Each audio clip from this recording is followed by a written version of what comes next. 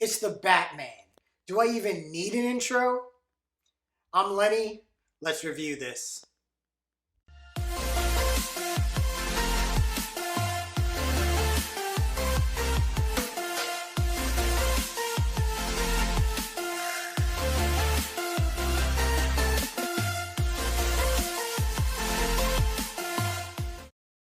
The Batman is the new film from Warner Brothers directed by Matt Reeves, starring Robert Pattinson as the Cape Crusader, alongside Paul Dano, Zoe Kravitz, Jeffrey Wright, Colin Firth, and John Turturro.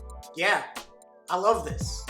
The more I think about it, and the more I envision it, and the more I see it, this is a top 3 Batman film for me.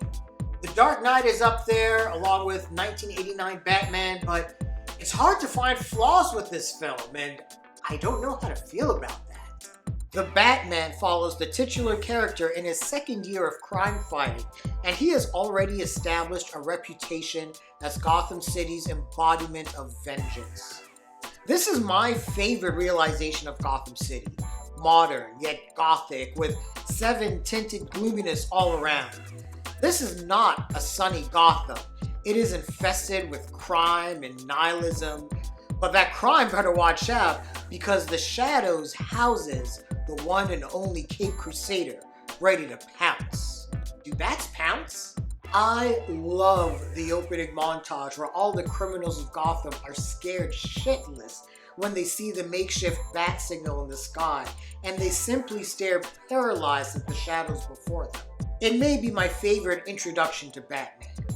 Matt Reeves, who helmed the last 2 of the Planet of the Apes trilogy, which I consider to be a perfect trilogy in itself, does a great job of establishing mood and tone and atmosphere within Gotham and the Batman himself. Paul Dano goes for broke as the Riddler, a serial killer with a much more sinister motive than what appears on the surface. This is a Riddler we have never seen before.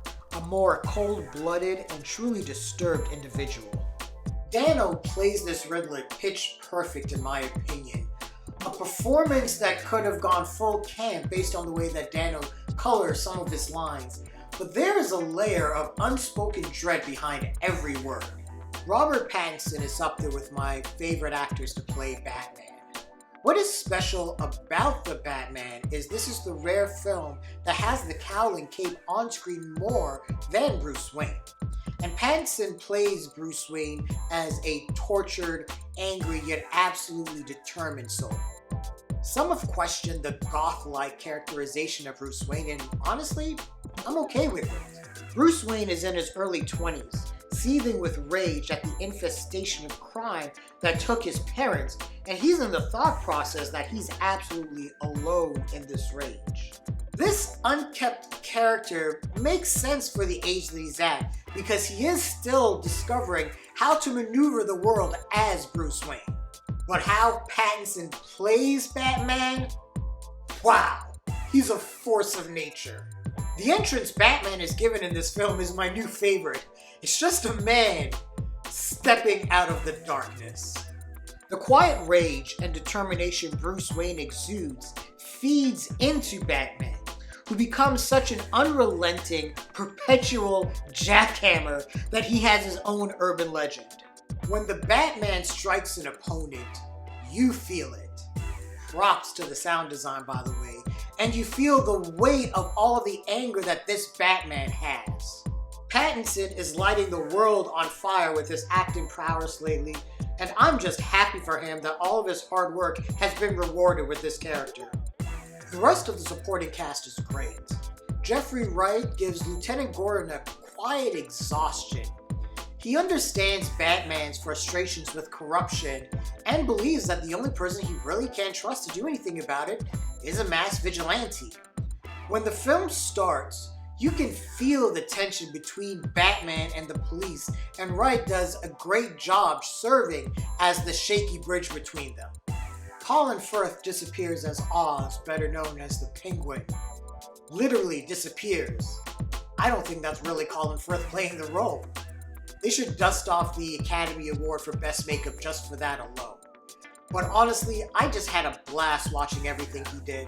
I just love the portrayal of him being this Manhattan nightclub owner. Everything he did makes sense. I just had a blast watching it. But the real standout to me was Zoe Kravitz as Selina Kyle.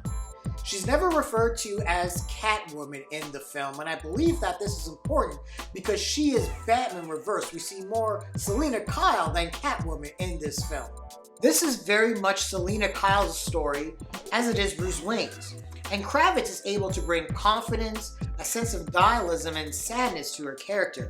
It's a standout role, and a performance that I think will have the world seeing a lot more of her in the future. Matt Reeves helms the project and creates a world and tone that plays off the Christopher Nolan trilogy, but still very much feels like a created reality of its own. There are moments that feel like an inverted version of Zodiac enters the universe. The story, which pits the Batman and the Riddler on a collision course over a trail of dead bodies, is played with doom and gloom all over. This is not a happy Gotham, and it makes for an unsettling Batman. When he says the bat sign is a warning, he means it. At the same time, events are escalating at such a pace that the Wayne name is pulled into everything, and as Batman says, Gotham itself is a powder keg. The film clocks in at 3 hours, but for me, Reeves and his editing team paced it excellently, as each scene logically flowed to the next, and each moment only heightened the tension.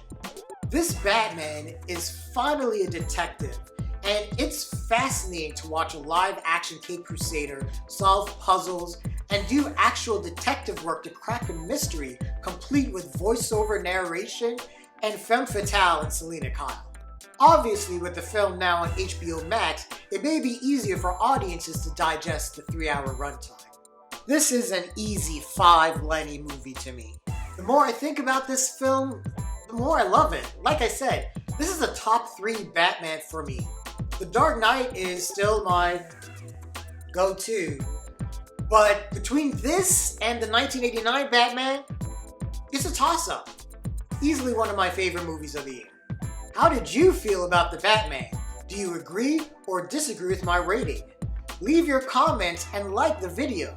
Don't forget to subscribe to our channel and join our Patreon page as well, where you'll be able to get access to other videos and a bunch of other crazy shit that we got going on.